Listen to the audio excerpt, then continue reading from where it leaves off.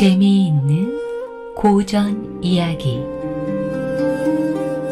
호랑이 등에 탄 여인. 옛날 어느 고을 민가에 행실이 남다른 여인이 살고 있었다.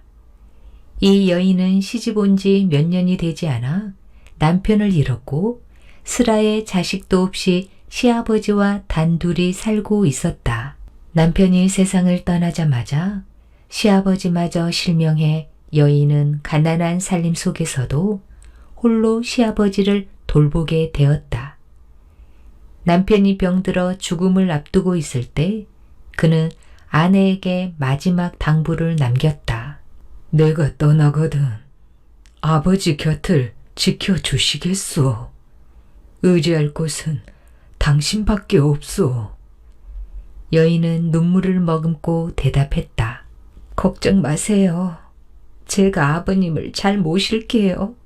그렇게 남편이 떠나가고 여인은 깊은 슬픔에 빠져 목숨을 끊으려는 마음까지 품었다. 그러나 내가 죽으면 시아버지께서도 스스로 목숨을 끊으실지 모른다는 생각과 남편의 부탁을 저버린다는 죄책감에 마음을 다잡고 죽을 먹으며 살아갔다. 남편의 장례를 치른 뒤 여인은 곧바로 남의 집에 품꾼으로 나가 일해 시아버지의 끼니를 마련했다. 비록 생활은 궁핍했지만 여인의 효심은 그 어떤 날에도 변함이 없었다. 여인의 친정은 시집에서 약 30리 떨어진 곳에 있었고 부모는 살아 계셨으며 그리 부유하지는 않아도 풍족하게 살고 있었다. 딸을 걱정한 부모는 가끔 먹을거리나 옷가지를 챙겨주며 친정에 자주 오라고 손짓했다. 하지만 여인은 시아버지가 홀로 남겨질 것을 걱정해 그런 호의를 거절했다. 드물게 친정을 찾아갈 때면 어머니는 눈물을 흘리며 말했다. 아휴, 너의 외로운 처지를 생각하면 내가 죽어서도 눈을 감지 못할 것 같구나. 내 소원을 들어줄 수 없겠느냐? 그러자 여인은 눈물 섞인 목소리로 대답했다. 남편이 떠나기 전 시아버님을 부탁하고 갔어요. 제가 죽음을 생각한 적도 있었지만 시아버님을 모셔야 한다는 생각에 차마 그러지 못했어요. 차라리 죽는 한이 있어도 저는 다른 마음을 품을 수 없습니다. 이런 대화가 거듭되자 어머니는 딸의 완고함에 화를 냈고 결국 여인은 친정 발길을 끊었다. 부모는 더 이상 먹을거리나 옷가지도 보내지 않았다. 그러면서도 속으로는 딸이 가난을 견디지 못하고 뜻을 바꾸기를 몇 년째 기다렸다. 하지만 딸의 소식이 일절없자 어머니는 걱정에 잠을 이루지 못했고 결국 한 가지 계책을 세웠다. 사람을 보내 딸에게 이렇게 전하게 했다. 아버지가 병환이 위독하다. 딸을 보지 못한 것이 평생의 한이라 오늘 넘기면 다시는 얼굴을 보지 못할 것이다. 이 말을 들은 여인은 곧바로 시아버지에게 정황을 알리고 나흘치의 식사와 정성껏 마련한 따뜻한 밥상을 곁에 놓고 눈물로 말했다. 아버님, 나흘 뒤에 꼭 돌아오겠습니다. 끼니 거르지 마시고 꼭 드세요. 여인은 만일 불행한 일이 생긴다면 성복하는 날에 돌아오리라 마음먹었다. 시아버지 역시 눈물을 머금고 말했다. 나 때문에 내가 고생도 하고 사돈 병환도 다 내 탓인 듯 미안하구나. 이에 여인은 고개를 저었다. 아닙니다. 제가 이렇게 살 힘도 아버님이 계시기 때문입니다. 그렇게 눈물을 머금고 헤어진 뒤 여인은 친정으로 향했다. 그런데 집에 도착해 보니 분위기는 평온했다. 어머니께 문안을 올리고 여인은 물었다. 아버님은 지금 어디 계세요? 어머니는 태연히 말했다. 병세가 좀 나아져서 기분 전환 삼아 이웃집에 가셨단다. 잠시 후 아버지가 집으로 돌아왔다. 그러나 그 모습은 위독한 병자가 아니라 평소와 다를 바 없이 건강했다. 그제야 딸은 부모의 속임을 깨달았다. 집으로 곧장 돌아갈지 이곳에 머무를지 망설이던 중에 어머니가 다가와 말했다. 오늘 새신랑이 오기로 했다. 더 이상 고집 부리지 말거라. 만약 내가 이번에도 말을 듣지 않는다면 나는 내 눈앞에서 죽고 말 것이다. 그러면서 어머니는 새 옷을 건네며 다급히 갈아입으라 재촉했다. 딸은 어쩔 수 없이 옷을 받아들고 차분히 부모님께 말했다. 예, 부모님의 명이니 따르겠습니다. 그 말에 안도의 미소를 지은 어머니는 딸의 손을 꼭 쥐고 말했다. 내 딸아, 이제야 정녕 효녀구나. 그래 잘 생각했다. 그러자 딸은 조용히 입을 열었다. 한동안 씻지 못해 몸이 찝찝하니 먼저 목욕을 하고 나서 새 옷으로 갈아입겠습니다. 기뻐한 어머니는 즉시 물을 데워 집 뒤편 울타리 안에 목욕물을 마련해 주었다. 딸은 옷을 벗고 목욕하는 척하며 물장을 치며 소리를 내고는 얼른 옷을 갈아입고 울타리를 뚫고 살며시 집을 빠져나왔다. 집안에서는 딸이 도망갔을 거라 아무도 의심하지 않았다. 딸이 한참을 걸었을 무렵 길 한가운데 커다란 호랑이가 떡하니 앉아있는 모습을 보게 되었다. 딸은 두려움도 있고 성난 목소리로 꾸짖었다. 내 도리를 다 하려 하는데 내가 그 길을 막는단 말이냐. 내 부모님은 내 뜻을 조금도 알아주지 않고 강제로 다른 길로 몰아세우셨다. 급한 마음에 이렇게 도망쳐 시댁으로 돌아가는 중인데 내가 그릇된 행동을 했단 말이냐. 그렇다면 차라리 여기서 나를 잡아먹어라. 딸은 그렇게 말하며 호랑이 앞으로 천천히 걸어갔다. 그러자 호랑이는 슬그머니 몸을 돌리더니 마치 길을 인도하듯 느릿하게 앞장서 걸었다. 딸은 호랑이를 따라가며 중얼거렸다. 밤이 칠흑같이 어둡구나.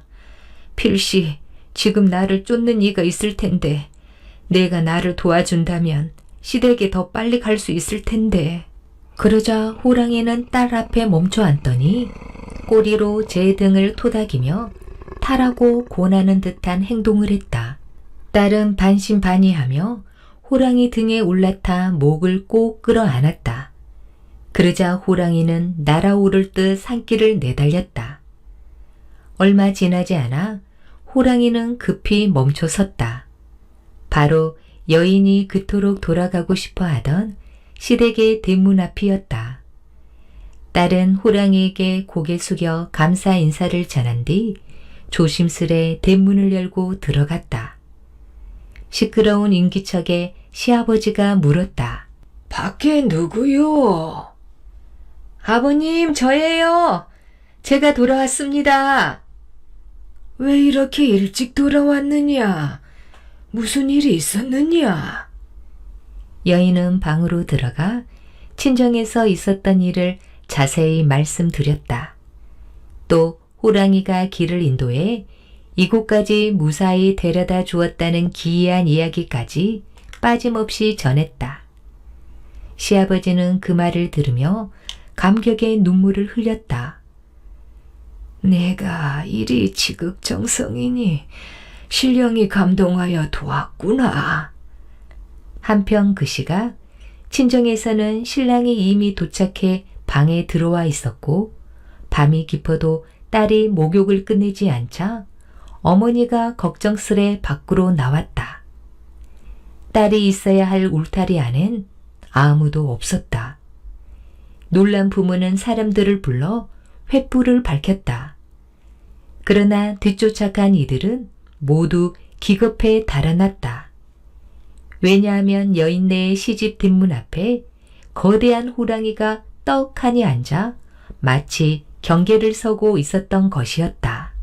여인은 시아버지와 방 안에서 이야기를 나누다 밖에서 들려오는 소란스러운 소리를 듣고 문 밖으로 나섰다. 그곳에는 친정에서 쫓아온 사람들이 호랑이에게 놀라 혼비백산하며 달아나는 모습이 보였다. 이를 목격한 여인은 호랑이에게 다가가 말했다. 네가 나를 집까지 태워다 주고 나를 찾으러 온 사람들까지 물리쳐 주었는데 나는 너에게 갚을 만한 것이 없구나. 우리 집에 있는 것은 닭장에 있는 닭 한 마리 뿐이니 그것이라도 받아 줄임배를 채우거라. 그리고 마을에 많은 함정이 있으니 다치지 않도록 조심하거라. 여인은 정성스레 닭을 잡아 호랑이 앞에 놓아두었다. 호랑이는 고개를 숙여 그것을 물고는 조용히 자리를 떠났다.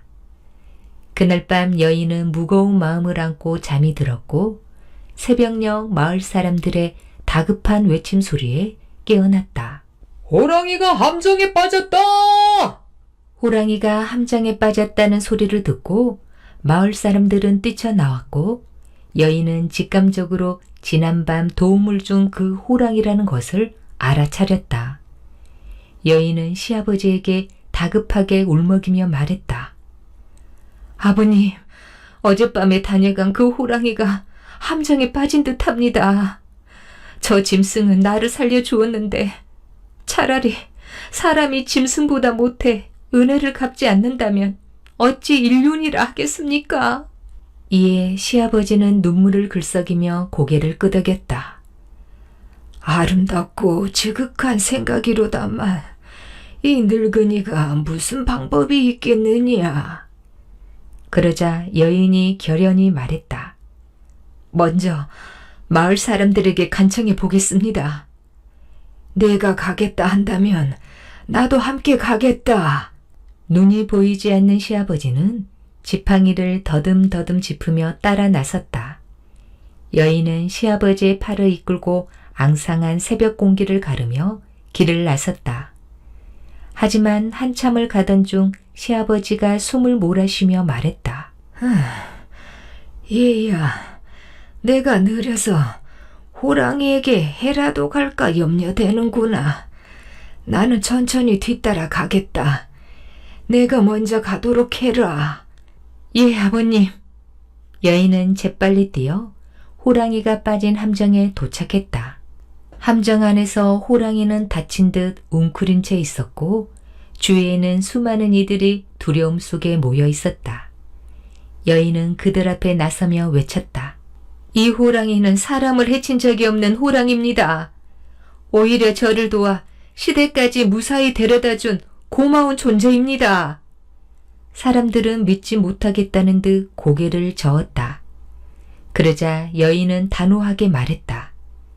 제 말을 의심하신다면 제가 직접 이 함정에 들어가 보겠습니다. 만약 이 호랑이가 사람을 해치려 들었다면 제 목숨부터 앗아갈 것입니다.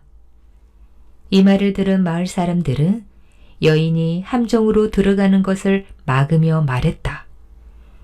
호랑이는 살려줄 테니 함정에는 들어갈 필요는 없습니다. 다만 우리도 믿을 수 없는 이야기니 조심해야 합니다. 그러나 여인은 사람들의 만류에도 불구하고 끝내 함정 속으로 내려갔다. 그녀는 다가가 호랑이의 등을 조심스레 쓰다듬으며 속삭였다. 너는 신령스러운 짐승이라 내가 해준 말을 알아듣고 있었으리라. 그런데 어찌하여 이런 곳에 빠져 고통을 당하고 있느냐. 그러자 호랑이는 큰 눈을 내릴 깔고 여인의 소리를 듣는 듯 고개를 숙이며 가만히 엎드렸다. 여인은 애틋하게 말을 이었다. 너를 구해주기로 했으니 곧 빠져나가리라. 다만 한 가지 당부하니 다시는 사람을 해치지 말고 멀고 깊은 산속으로 숨어 편히 살거라. 그리하여 마을 사람들이 호랑이를 꺼내주자 호랑이는 산 기슭을 향해 달려가더니 순식간에 사라지고 보이지 않았다. 한편 시아버지는 몇몇 마을 사람들과 함께 높은 언덕 위에서 함정 쪽을 내려다보고 있었다. 비록 눈이 보이지 않았지만 사람들의 말을 통해 모든 상황을 유추할 수 있었다. 아이고, 지금 며느리가 사다리로 내려갑니다. 이제 호랑이를 쓰다듬어요. 그럴 때마다 시아버지는 크게 숨을 내쉬며 말했다. 아이고, 다행이다, 다행이야. 그리고는 발을 구르며 염려와 안도의 감정을 토해냈다. 과연 호랑이가 저쪽으로 달아나는구나. 그렇게 중얼거린 시아버지는 손가락으로 직접 달아나는 호랑이를 가리켰다. 그 순간 놀랍게도 두 눈이 문득 환해지며 그동안 잃었던 시력을 되찾을 수 있었다. 이 기적 같은 광경을 지켜본 마을 사람들은 모두 신기해했고 여태껏 일어난 모든 일을 관아에 알렸다.